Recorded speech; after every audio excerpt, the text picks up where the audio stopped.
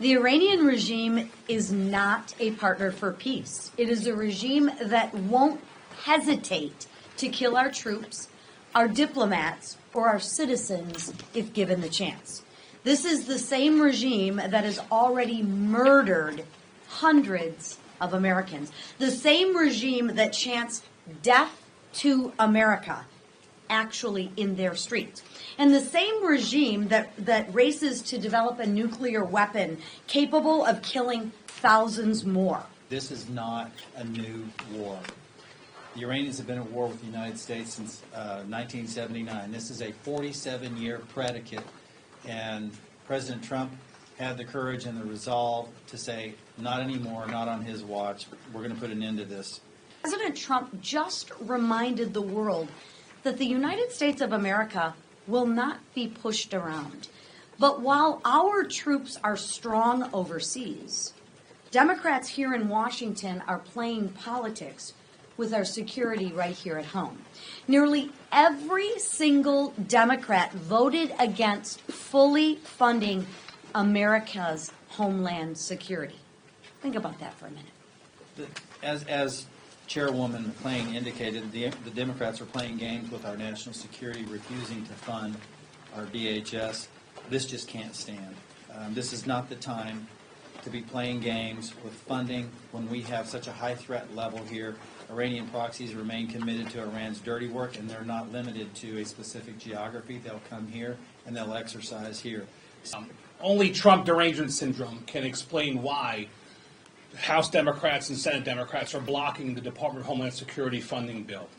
That bill, and they say it's about ICE, but it's not. That bill and ICE is already funded for years. CBP is already funded for years. But the funding that comes from that bill funds our Coast Guard, our TSA, our cybersecurity professionals. And we're here today to highlight a few different issues to ensure, one, that our colleagues from the other side of the aisle step up and meet the moment. Now especially, with conflict in the Middle East, is not the time to block funding for the Department of Homeland Security. And so to my colleagues across the aisle who are denying our Homeland Security personnel their checks, I urge you, pass the Homeland Safety Appropriations package so that we can pay the personnel that keep us safe on that inner perimeter here in the United States that work for our Department of Homeland Security. Our nation's security and my constituents' security depends on it. Yet Democrats are still refusing to fully fund men and women who protect our homeland. Our Coast Guards, our TSA agents, and the professionals working every single day to keep our country safe. That's not just irresponsible, it's absolutely shameful. We can debate policy all day long. That's part of the job. But we do not play politics with national security.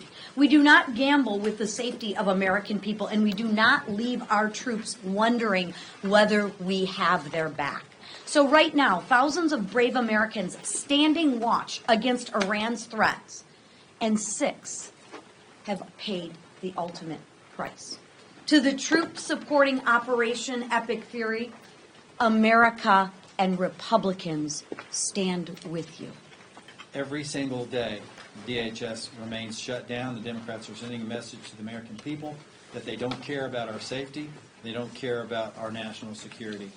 We could be under attack by Iran. Cybersecurity issues have already risen in our borders already in the last week.